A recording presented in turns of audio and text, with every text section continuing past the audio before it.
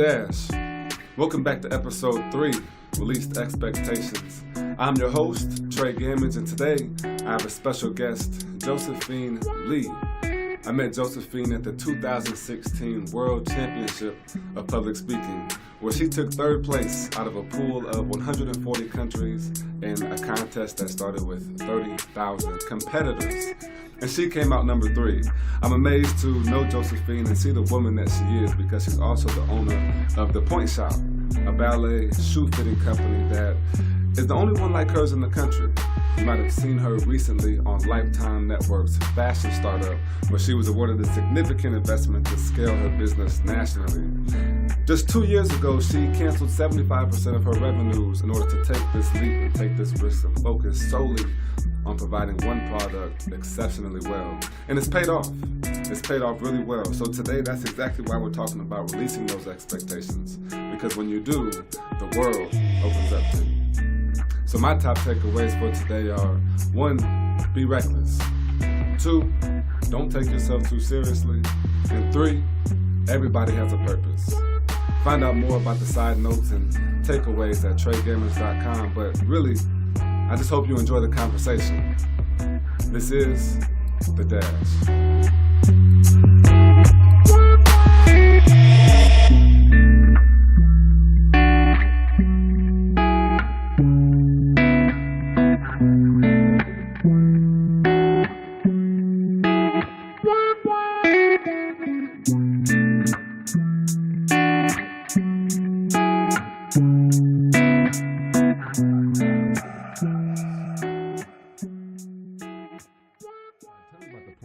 I know that you've been out for 5 years. Why did you go from having such a large, expansive inventory in terms of ballet down to just the Pointe Shop?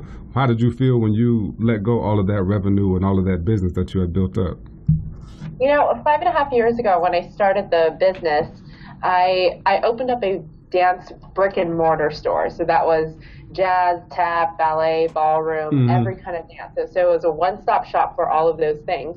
But what happened was when I entered, after like a year or two, I realized that it was a dying industry because it was such a niche industry that everybody was going online to purchase a lot of the inventory. Now, but because our location was so fantastic and there were so many dance studios right around our store, we were doing pretty well. Okay. So I just scratched my way up to a pretty good size revenue in the dance retail industry. But I saw that there was really not a lot of growth an opportunity in this. But what I did notice is that there were a lot of dancers that were traveling 2-3 hours to the shop to get fitted for pointe shoes. And I thought, you know, there is something seriously wrong if you have to drive 3 hours to get a pair of pointe shoes.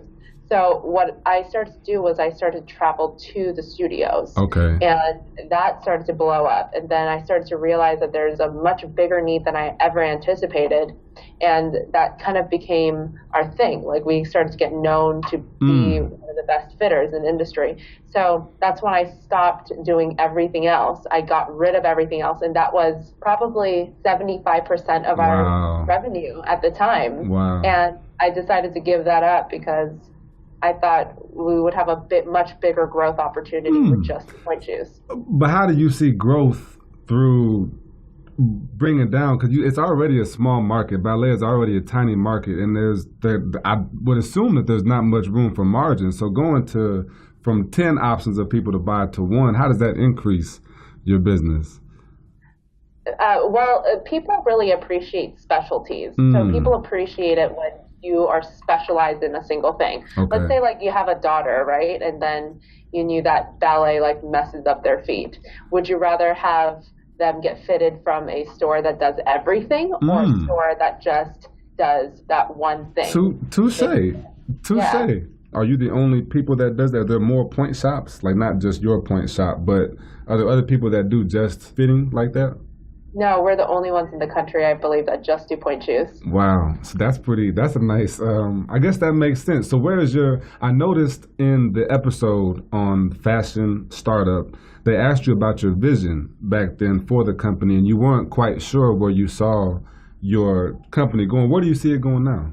Well, I think that our main goal is to have an expert fitter in every large Hmm. city of the country Okay. so that every dancer in this country has access to a professional fitter because it's such a specialized skill Hmm. that if you're not fitted properly, the dancers are going to quit. It's not a very pleasant thing because dance it's not it's not a natural human thing to be dancing on your toes. So it has to be very, very well fitted. Fair. And it is a skill that we have been able to hone down into a curriculum and Wow. and a certification for these fitters. Wow. Now that it's you've been interesting since the time we met. So I'm gonna go back to Toastmasters here a little bit and get everybody else some background on you. Because the first day that we met with all 10 of us, you decided in a competition at the World Championship, you decided to take a picture with us all. And I remember watching you dance with your headphones on with somebody else before you won the semifinal and doing all these things. How has going on Fashion Startup and having your business, because I noticed to scale it, you had to kind of work on some of your facilitation and really be more specific on what you're doing. How has that helped you not only in your business, but as Josephine Lee? I think when it comes to speaking or business, I think the thing that I focus on the most is to just have a great time. Mm. And I think you mentioned that kind of through my actions. I don't really take myself too seriously. I just do what feels right. Okay. And I don't resist the urge to do something. I don't resist the urge to want to compete or have a good time or do something crazy with the business, take a chance, take a risk. And I think that is just how my personality is. And I think that I really do let go of expectations and perceptions and whatever I don't put a lot of pressure on myself. Okay. And Clearly. I'm starting to notice that, and actually from that time this past August at Toastmasters, it was such a humbling experience for me, and half of that was just realizing, I come from football. Our competition is, I don't like you, I don't want to see you, I'm talking crazy to you, I'm cussing at you, and into this world championship stage with 140 countries, and to have some folks like that to be around, that is surreal. What happens in your life when you let go of the expectations of other people? I think the world kind of opens up to you because there's so many opportunities. There's endless amounts of opportunities and chances that you can take. And I think when you're just focused on your competition, you don't see those opportunities. But when you let go of the expectations and the structure of what society has given you, then there's just so many things that you can accomplish without thinking about what anyone else is doing or expecting of you. And how long have you had that kind of train of thought? I think my parents were a very big influence in my life, and my parents are the same way. Okay. If you think about traditional Korean parents, they're like, you have to get married by a certain age, you have to have certain jobs and career paths and everything. But what was great about my parents was that they always emphasized me doing whatever I feel is good for my life. They don't push me getting married. They don't push me having kids. They don't push me into certain jobs. They just want me to be me. And that's something that they've always emphasized. So I'm very, very grateful. I can see that for real. I think your graciousness, your gratuity kind of rubs off on you. Do you have siblings? I do have two brothers. Two brothers, are they older or younger? One older, one younger. Okay. So where do they fit in the grand scheme? Are y'all all five of y'all in the same kind of mindset that you're talking about here? I think my older brother and my younger are very different than me. I think like most siblings were very, very different. And they're a little bit more cautious and they're a little bit more thorough, I would say, in most of their decisions. I am, to be quite honest with you, I'm a bit more reckless. Okay. And I have the freedom to be reckless because I'm not as fearful as my brothers, I think. And it is interesting to see that kind of mindset difference between my brothers and I because we had the same parents. Right. But I think what happened was when I when we watched my parents growing up, they had a lot of hard times. They, went through bankruptcy. They went through multiple businesses that didn't work. And the way that I saw those things were great opportunities and learning lessons. And what my brothers saw were failures and hardships. Wow. So we kind of responded a very different way to what my parents' experiences were. Yeah, that's great. There's Carol Dweck has a book called Mindset. And it talks about growth mindset versus a fixed mindset. And you just hit that exactly on the head. With that reckless, first of all, why did you use the word reckless? Why reckless? I really just like that word because it has such a negative connotation to it. But it's kind of like a fun, very freeing word for me. And I use that word quite a bit to describe myself, reckless. But I think there's something so great about being that it's something so freeing that I don't see it as a negative. Could you take those parameters and those limitations off your life, like you said, let go of the others' expectations, and that is when your business and life will go. I did have that one written down. That's why it was familiar for me. So when being reckless, your business decision to go from large to small, someone could deem as reckless, but what other kind of decisions would you deem as reckless or not socially normal? It's interesting because when I was in high school, it wasn't that I was reckless in terms of what a normal rebellious child would be, but I think I wasn't a very good team player. So I was actually on my high school dance team when I was all the way from freshman to senior year, and I was my coach's greatest nightmare because I never followed the rules, and it wasn't even malicious. I just didn't feel like doing something when people were telling me what to do. I don't do very well with authority, not because I want to be a bad kid, but just because I just didn't. I wanted to do things my way. When I saw things that were more efficient or when I saw things that didn't make sense to me, I just didn't do it. Right. So by the time it was my senior year, my coaches just had it with me and they were just so annoyed. But that's when I knew. I was like, I don't really fit in or want to fit into this team kind of environment. I want to do things my way. And I think that kind of plays into how I run my business and my employees too. Like I kind of let them have the freedom to choose whatever they want to do. Yeah. Just like the way that I wanted to be treated when I was in high school. That makes, are your people, do you have high school students that work for you? I don't. Okay. So most of my fitters are, they range from either semi-professional dancers to professional dancers. And my manager is actually a mom of 3. Wow. Okay. Yes. Wow, that's pretty cool. What kind of trouble has taking those kind of risks got for you? Or not really even trouble, but what kind of downfall? Because there's the ebbs and the flows, the ups and downs, the good times and bads, like you talked about with your parents. So you've had some super success with your business, with your life as Josephine. What are some of those on the opposite, on the tail end of the life and spectrum that keeps you pushing forward? Well, I tried a lot of different things, and of course I talk about the things that stick, but there's a lot of things that didn't work either.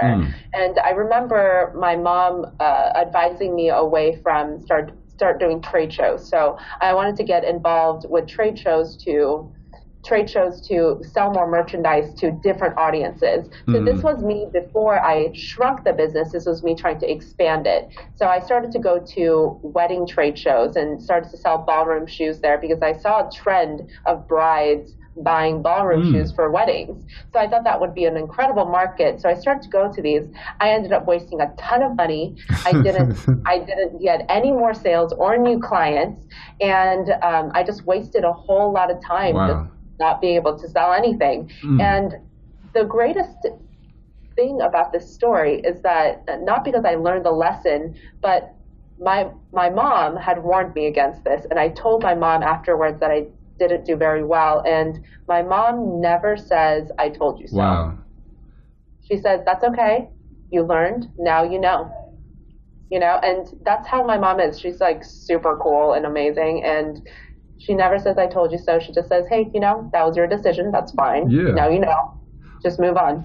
But that's what you either win or you learn. So I guess that's a really good way to come from going in the downfall to upbringing.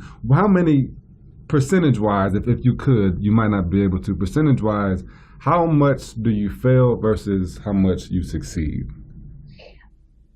That's a tough question for me because I don't. How often do you try things that don't quite work? Because I think people get caught up, and I guess I'll make the question more plain. People get caught up in the how things are going to happen and the what I'm going to do, and they psych themselves off from the what ifs. What if I spend money and I don't make anything? What if I can't pay my mortgage? What if I can't do this? How do you fight that?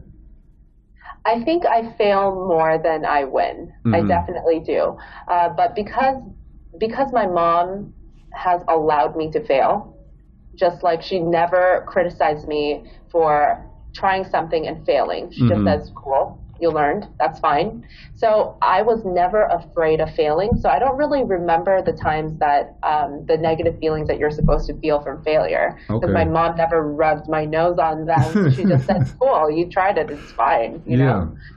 But I definitely think if I were taking inventory of all the times that I took a risk and either failed or succeed, I think I definitely failed more. But it doesn't deter me. So which one is more valuable?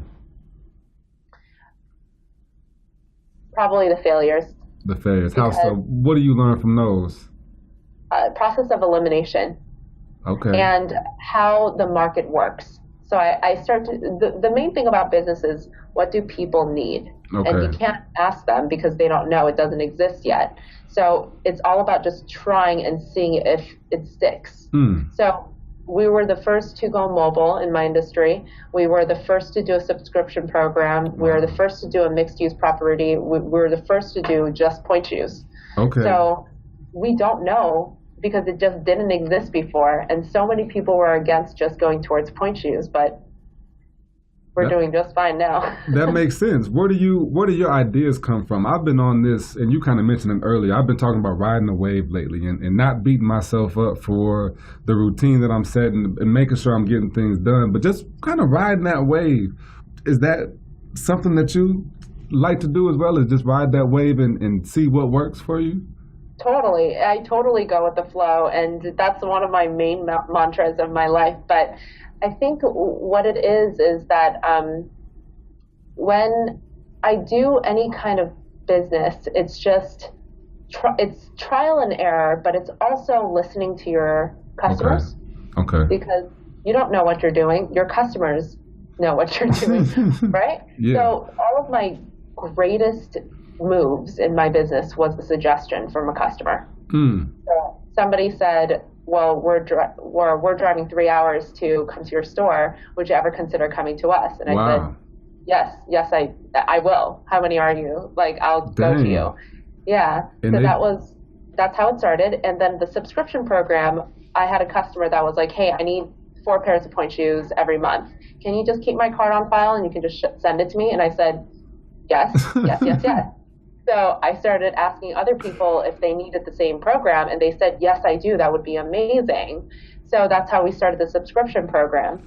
So you were listen to your customers. You were open to the opportunities. That's how the doors open up for you that you didn't know were there. Because I was going to say, like, how do you get into, if my customer does not know what the problem or the pain is, how in the world am I going to figure that out? So that's pretty cool that you were able to figure that out through your customers and in there. So I like the business. I do want to know more of Josephine, because I know the Pointe Shop is not just a business for you, because I know that you've danced all your life, and your presence on stage and from some of the things I've seen after Toastmasters and just your overall vision on stage and the way that you're able to dance. What is life for you? Honestly, I think everybody should have a purpose, and I think you need to make a choice of some sort, and you should live your life with integrity. And what I mean that is that every action that you do and every business that you form and every person that you talk to, every message that you give on stage should align with that message or that purpose that you have in your life. And I happen to choose point shoes as a vehicle to help me with my overall purpose. And the overall purpose for every human being is to leave the world a better place than you started out with, right? Yeah. So for me, I happen to choose art because that's what I know. But I think everyone should just pick something that they can improve on, just like a little thing that you can change in the world. Okay. And yours is pointe shoes. And that's just a vehicle, but the overall message is the art form. Okay. To create awareness with the arts and the things that you can do. And even I consider public speaking an art form as well. I definitely do too. You know, performance, that is writing, that's literature, that's a lot of the things just combined with everything that I believe in. Okay. So, and it's ultimately a human thing. Art is human. So that's what I am. I'm a humanitarian, and that's what I do. That's pretty deep, Josephine. I like that. When did you discover your purpose? My purpose is to help people find their purpose, and that's what this whole podcast is about. It's all about people like yourself and why you do what you do and how you got there. How did you get to this point, or where did that come from? I think it's just being able to articulate something that you've always known. And I don't think a lot of people are able to articulate it until later on in their life. But it's something that, brings you immense joy. I think you just have to pay attention to the things that you do in your life and how that makes you feel and what tugs at you. And I think when you have that immense tug, that is your purpose. Wow. That's what something... Wow. So there's no denying it then. Exactly. When did you realize that art was yours? I think it honestly stemmed from when I was younger. And because I danced my whole life, performance art has always been a passion of mine. And growing up and starting a business that helps others do that was another thing that I really appreciated and was so thankful that I discovered it. So I'm just so grateful that it exists. Yeah. And all I want to do is just help others get to that. Okay. And I've noticed for myself and for pretty much everybody I've interviewed, everybody that I've talked to, their work is a vehicle to give back. Why is giving back so important? Because that's just the way that humans work. It's just, I don't believe that there's true altruism. Like, we all do things for ourselves, but that's what is so amazing about it, is that we're designed to feel good when we're doing things for others. Other people. And I think that's a wonderful thing. That makes sense. Yeah. So we're meant to do it because it feels good to do good, right? Yeah. Yeah. So I think that is something that is innate in each one of us, and we just have to find out what exactly it is that tugs us. You're making me happy right now, because there is this pulling and this inkling. So what do you say to the people that, I want to start a podcast, I want to start a business, I want to be a professional speaker, an athlete? What do you say to the person that can kind of feel a tug but they don't trust it? I think you should never second guess yourself, because I think there's so much to just falling to where you are falling. Like, just fall towards it. Like, I think the problem with most people is that they have this incredible inertia behind them, and they stop themselves. They talk themselves out of it. But that's right. The problem. Don't talk yourself out of it. Just do it.